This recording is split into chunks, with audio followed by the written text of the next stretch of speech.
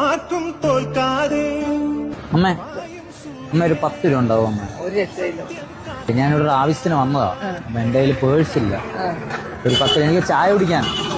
മോനെ എന്താ ചെയ്യാനും ഞാൻ കച്ചവടം ചെയ്തില്ല. ഊണാണോ കച്ചവടം ചെയ്യുന്നത്?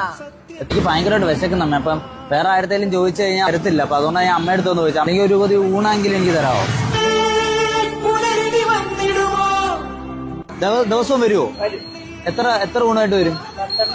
അമ്മയ്ക്ക് നഷ്ടമല്ലേ അമ്മ ഇതെനിക്ക് തരുമ്പോ? ആയിക്കോട്ടെ, നീ പോയി ചോറുണ്ടു.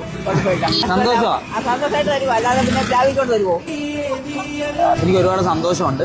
അതിനുവേണ്ടി അമ്മയ്ക്ക് ഒരു ചെറിയ സമ്മാനം ഞാൻ തരുക. ഇതെന്റെ ഒരു സമ്മാനം. എന്തുവാന്ന് പറ. എന്തുവാ നോക്കട്ടെ.